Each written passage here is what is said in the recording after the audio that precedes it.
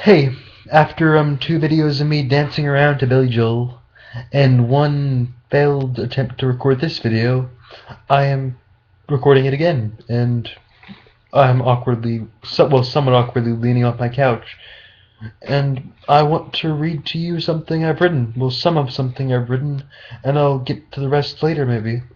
And I'm about to begin. It's about a robot and some other stuff, and you'll find out if you listen.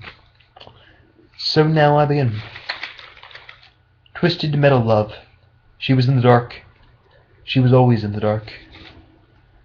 My tools had plucked out her eyes long ago. She was a toy which no longer amused me. I remember the days she came out of her box. She was all clean and perfect in mine. I was lonely. I was desperate. She was my last hope at a normal life. When I was formed, civilized people had long since abandoned traditional breeding and made ourselves sterile. Our young were born in the mechanisms of machines, and each generation, it seemed, was colder and less in touch with the ways of love. Still our physical needs and the desire to have someone to care about carried on. And so they made the plastic people.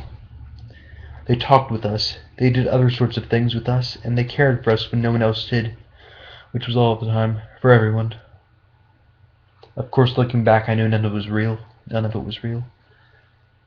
I was younger and stupider then, so one day I made a call to the shop and had a delivery made to my home. The box was there when I got home from work. The love I felt for her was instant, and she mirrored my attitude. Her name was Susan. She was a beautiful piece of work. Our happiness lasted a year and 3 days, according to her internal clock, which did occasionally tick. Then we watched the old film and everything changed. It was about an old-fashioned family who cooked food, sang songs, and made babies. This was all part of the idiotic old way, but Susan couldn't keep her unblinking eyes off the little fat things called babies that people seemed to like for some unbelievably strange reason. Susan pestered me day in and day out about buying her a baby. I tried to explain that I could not, but she would scream and cry without tears. I spent my days working with my hands in the factory for the good of the public, but I was not respected at home. Susan became extremely disobedient. I became so angry every night I went without sleep because of her whining. She ceased to serve many of her purposes and she refused to acknowledge me as her husband and master. The robotics company wouldn't fix her, the shop wouldn't take her back. I was stuck with a defective woman. I had once been the envy of the neighborhood. Now I was a laughingstock. I was powerless. A man is control, and I was without. I started taking sugar cubes. Down at the pub, I would stay out all night most of the time. I would pass out sick as a sailor on the floor, and when people would tried to wake me, I would swear and spit and make a scene until I was thrown out. One night, as I sat in the darkness of the pub, waiting for death in such a still manner that to an observer it may have appeared to have passed, I felt something bump my shoulder.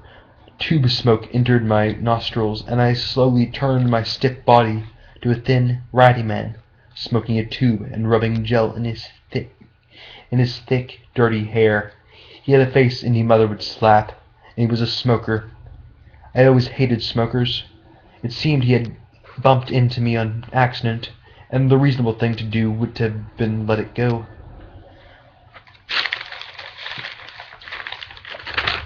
I wasn't feeling very reasonable.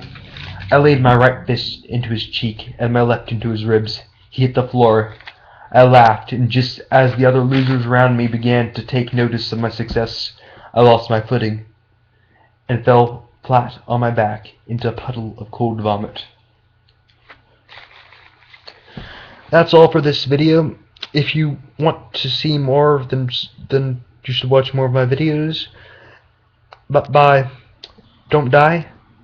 And if you do, just, subscribe first.